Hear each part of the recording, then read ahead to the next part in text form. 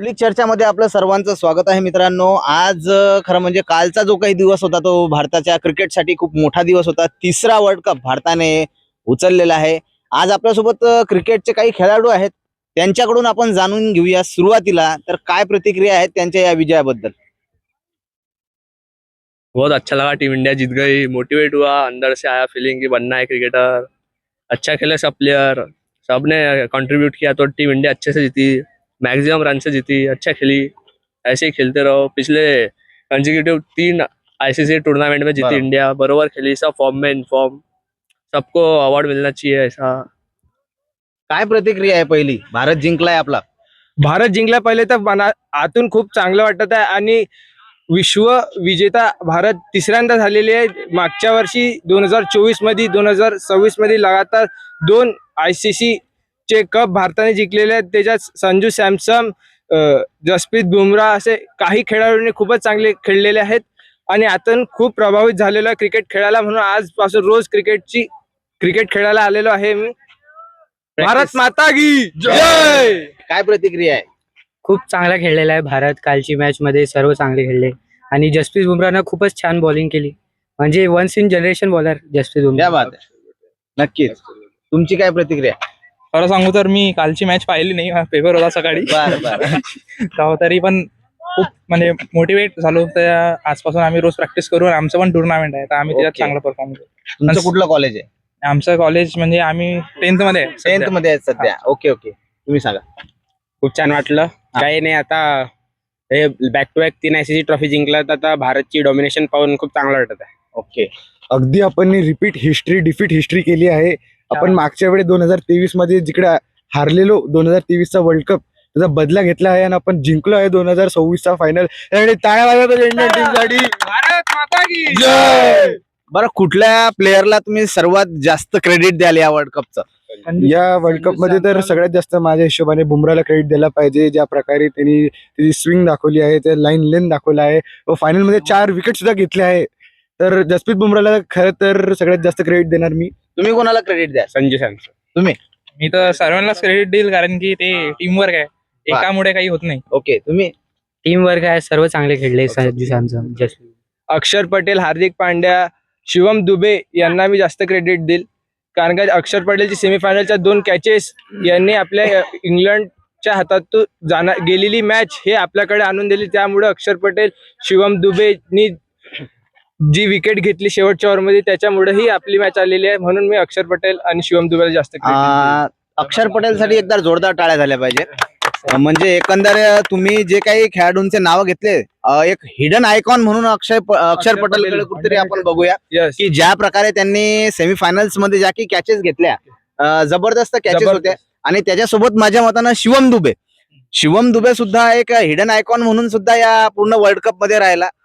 ज्या प्रकारे त्याने आक्रमक फलंदाजी केली तर तो जास्त वेळ चालत नाही, मात्र वर्ल्ड कप मध्ये चालून एक भारताला खूप मोठा एक सपोर्ट त्याने बॅकबोन वगैरे दिला.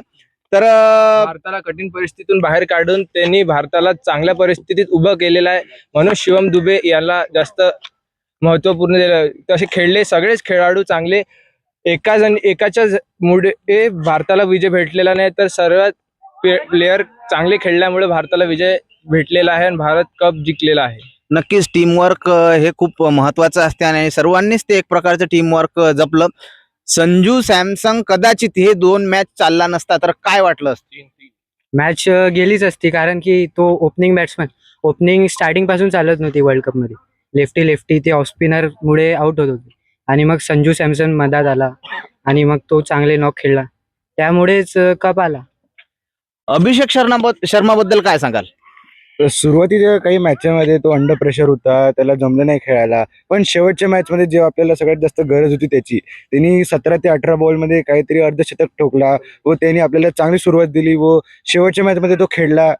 हे चांगलं आहे. म्हणजे अत्यंत महत्वाची जी काही फायनल होती त्यामध्ये तो खेळल्यामुळे कदाचित जे आधीचे समजा जे काही चुकीच्या पद्धतीने तो खेळला ते त्याच्यामध्ये ऍडजस्ट होऊन सगळं प्रेशर जे होतं ते निघून गेले फायनल्स मध्ये. अशी चर्चा चालत होती की अभिषेक शर्माला तिथं आपण ड्रॉप करूया आणि दुसऱ्याला घेऊया, तर या संदर्भात काय सांग? आपण चान्स दिला पाहिजे, विश्वास ठेवला पाहिजे आपल्या प्लेअर बद्दल. आपण अगर कॉन्फिडन्स ठेवणार, विश्वास ठेवणार तरच तो परफॉर्म देणार. आणि ज्या प्रकारे ते म्हटलं पण आहे की तो मेंटली ब्रेकडाऊन झाला जेव्हा तरी वर्ल्ड कप मध्ये चालत नव्हता, पण त्यानंतर सपोर्ट स्टाफ, कोच वगैरे, गौतम गंभीर वगैरे सगळ्यांनी त्याला सपोर्ट दिला ओके. व त्या सपोर्ट नंतर तो फायनल्स मध्ये ते उतरून पण आला त्याबद्दल. आणि तुम्हाला वाटतं की न्यूझीलंडची टीम हलकी होती किंवा चांगली होती, कशी वाटत? न्यूझीलंडची टीम हलकी नव्हती. हलकी असती तर ती फायनल पर्यंत पोहोचलीच नसती. त्यांनीही खूप चांगले प्रयत्न केले. कदाचित त्यांची कुठेतरी प्रयास कमी पडले असतील म्हणून ते कुठेतरी कमी पडले म्हणून हारले. न्यूझीलंडचे खेळाडू, न्यूझीलंडमध्ये काही खेळाडू हे भारतातल्या, जसं रचिन रवींद्र आणि सोडी,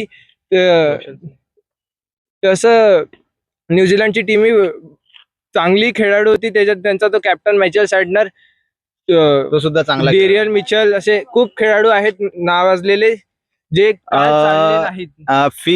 फिन ॲलॉनची जी विकेट होती ती टर्निंग पॉइंट ठरली का? हा, फिन ॲलनची विकेट ही गेमचा टर्निंग पॉईंट ठरली, कारण सेमीफायनल मध्ये आपण बघू शकता फिन ॲलननी 33 बॉल शतक मारलेलं साऊथ आफ्रिकाची खेळात. जर फिन ॲलन हा खेळला असता तर भारताचा जिंकायचे चान्सेस हे खूप कमी झाले असते. म्हणून फिन ॲलन आणि रचिन रवींद्र यांच्या काही खेळाडूंच्या विकेट्स हा टर्निंग पॉइंट ठरलेला आहे. बरं, याच्यामध्ये सेमीफायनलला इंग्लंड आणि भारताचा जो काही सामना झाला तिथं कुठेतरी भारतीयांची बीपी वाढल्यासारखी झालं होतं. मैच हार्ड था लेकिन संभाल लिया था. कौन सी मैच में भूल गया. जेकोब बेथल जेव्हा खेळायला लागले होते तेव्हा सगळ्या बेथल, भारतीयांना हा, yes, yes. वाटलं की भारताचा जिंकायचा चान्सेस हा खूप कमी आहे, पण शेवटची ओव्हर शिवम दुबेनी आणि हार्दिक पांड्याचा रनआउट यांनी भारताला पूर्ण विश्वास दाखवून दिला की कोणीही काहीही करू शकते. कधी पण क्रिकेट ह्या खेळमध्ये काहीही होऊ शकते. जेकोब बेथलचा विकेट आणि विल जॅक्सची जेव्हा पार्टनरशिप झाली तेव्हा भारताचा बीपी हा कुठेतरी हाय झालता. एक जबरदस्त खेळाडू किंवा एक लढवया खेळाडू म्हणून बेथलकडे नक्कीच आपण बघलं पाहिजे. हो, कमी वयात सगळ्यात चांगला खेळाडू म्हटलं तरी चालेल. आपण 22व्या वर्षात Yes, त्यांनी 22 वर्षाचा आहे तो. 22व्या वर्षात त्यांनी 105 ते पण सेमीफायनल मध्ये इन अंडर प्रेशर रन काढून हे खूप मोठी गोष्ट आहे. त्यामुळे वर्ल्ड आपण कपचा एक मेमोरेबल इव्हेंट काय सांगाल या वर्ल्ड कपचा? तुम्हाला असं वाटलं एखादे कॅच किंवा एखाद्याने मारलेलं शतक, फिल्डिंग? सगळ्यात जास्त तर सेमीफायनल मध्ये अक्षर पटेलने जे बाउंड्रीवर कॅच पकडलेला त्यांच्या कॅप्टनचा बिलकुल, बिलकुल. हॅरी ब्रुकचा, येस. तो खूपच चांगला कॅच होता आणि त्यांनी असे 2-3 कॅच पकडले त्या मॅच मध्ये. जर का त्यांनी पकडले नसते तर आपण कदाचित हारलो सुद्धा असतो, व त्यासाठी त्याला सगळ्यात जास्त क्रेडिट देणार मी आणि तो सगळ्यात मेमोरेबल मुवमेंट. आणि कॅचेस विन्स मॅचेस ज्या प्रकारचं एक वाक्य आहे, आपण बघू शकता की सूर्यकुमार यादवने असाच एक फायनल मध्ये कॅच 2024 मध्ये घेतला होता आणि तोच भारताला विश्वचषक जिंकून देऊन गेला. तर पुनश्च एकदा आपण सर्वांनी आपण GS कॉलेजच्या इथं अकॅडमी मध्ये हे करताय आपलं सर्व. ओके, खामगाव. नियर वाडी खामगाव. ओके, तर आपल्याला प्रतिक्रिया दिल्याबद्दल आपलं सर्वांचं धन्यवाद सर्वांचे. आणि एकदा भारताच्या सर्व टीमसाठी जोरदार टाळ्या झाल्या पाहिजे. भारत माता की वंदे मातरम. धन्यवाद. आमच्या पब्लिक चर्चा या चॅनलला नक्कीच सबस्क्राईब करा.